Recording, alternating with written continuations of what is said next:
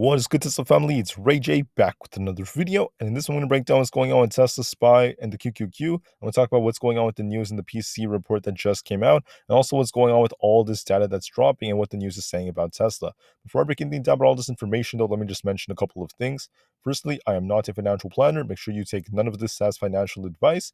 And also, if you guys can, please check out the Moomoo link down below in the description. If you sign up for Moomoo with the link down below and deposit $100 into the account, you're guaranteed 5 free stocks with a $100 cash reward. The offer ends today in just about 16 hours. Check it out before they run out. With that out of the way, let's get on with the video. So what's going on with the market? What's going on with Tesla? The PCE report just dropped about 10 minutes ago, and so far the market is really liking it because PCE was lower than expected on almost everything, and core PCE was very close to expectations, but a little bit lower.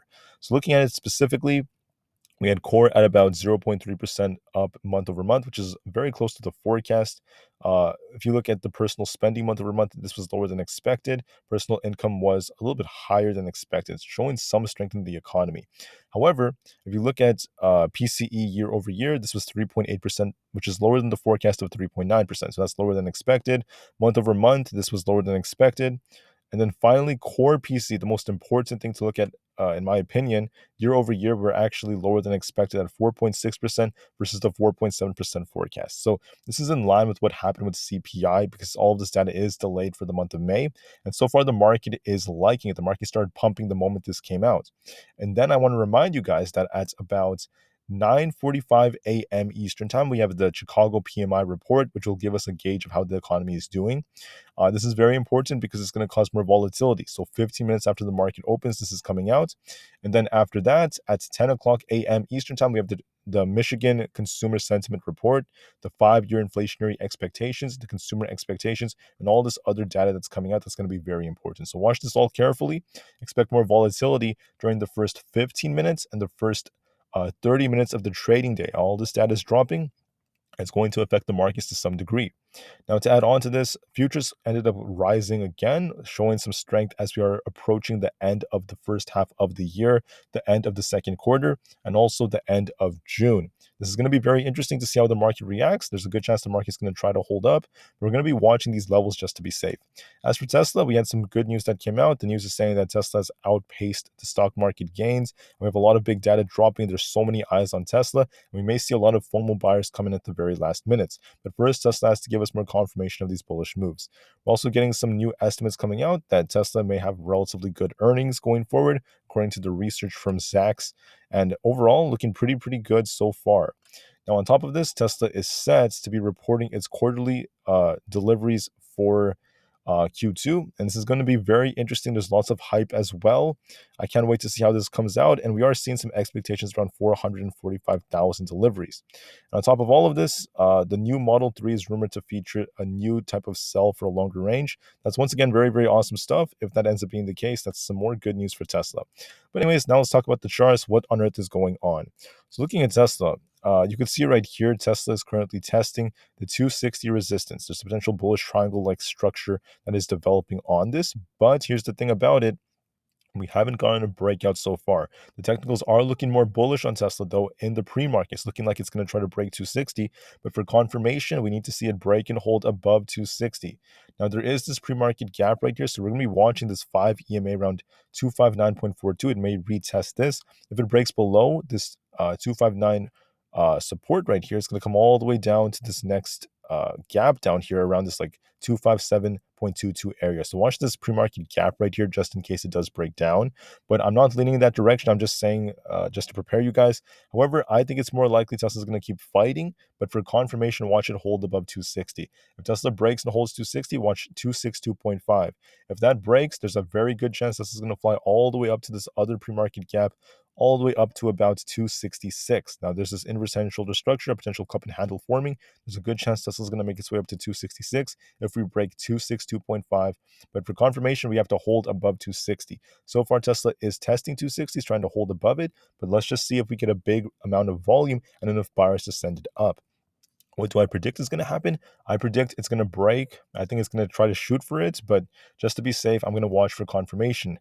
Now, on top of that, if it manages to break 266, this thing could go all the way up and get very close to about 270. If that's the case, if it breaks 270, watch this imbalance all the way up at 275.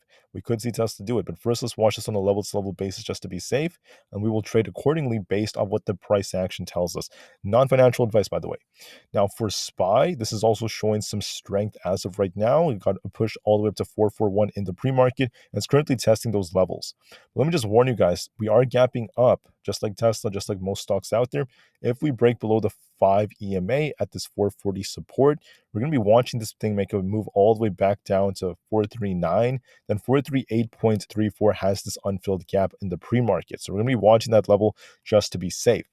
But the thing is, with PC coming out decently, and maybe if inflationary expectations are decent from the Michigan Consumer Report, if all the data is decent, the market could continue to hold up and continue pumping. It is the end of the quarter, and the market tends to do well during times like this. But you're going to be watching on SPY. If we keep pumping, okay, the next resistance to watch for is going to be 442. Watch that very carefully. See if we can break above that. If we break it again, this thing has the potential to make its way up to 444. And if we reject off 442 around this range, it could come all the way back down to 440. So we're going to be watching based off the data that comes out on SPY. It really depends on all the data from the inflationary expectations, the PMI. But so far, at the time I'm recording this, it's showing some strength. It is looking strong right now, so there's a good chance we may get some good volume. But once again, we'll see what happens with all the data that's dropping later on. And don't forget the levels I mentioned. 440 is going to be a very important support. 439 after that, and if that fails us, there's going to be the 438 retest, then 437.5, and even lower levels after that.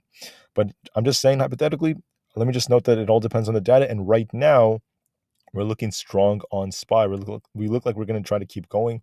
For the QQQ, it's also looking quite strong. We managed to break above this 366 resistance, and now 366 is going to be where the 5 EMA is.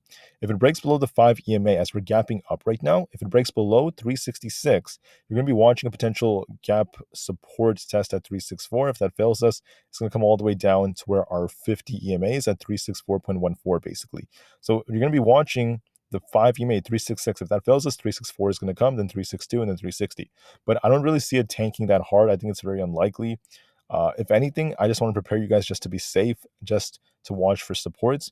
I think we may get a backtest of the 5 EMA on the QQQ, but it could try to bounce afterwards depending on how things go. Now, if we continue to break out as the technicals are looking bullish, there's a good chance that this thing is going to try to keep pushing, and it's going to be fighting 368 as resistance. If 368 breaks, that's the resistance we're fighting.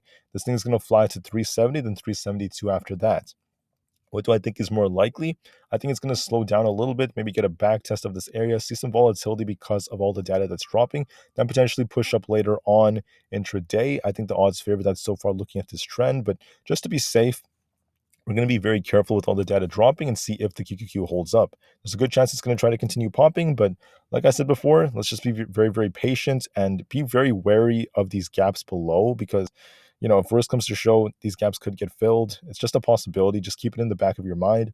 I'm leaning in the direction that it doesn't get filled, and this thing will just keep going, especially because of Tesla, and especially because Apple's holding up too. So we'll just wait and see how it goes with the data. But like I said before, it's looking strong and looks like the odds favor upside as of right now in the pre-market. Apple's breaking another all-time high at 192. If it keeps breaking out, this thing could keep going.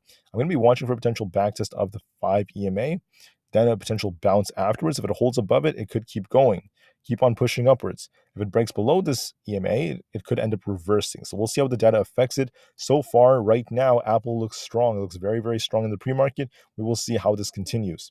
For NVIDIA, just very briefly for NVIDIA, this thing on the 30-minute time frame is above. It's actually trying to test the 200 EMA. If it gets above this could start pushing a lot more. If it gets above 414.41, it could make its way up to 420 plus. It looks like it's going to try to do so, but first we need confirmation, which would be a break above the 200. If it does that, that's going to be bullish. If it fails to do so, it's going to come back down to 411. AMD looks bullish to me. We have a potential bullish structure on AMD. I'm going to be watching this too.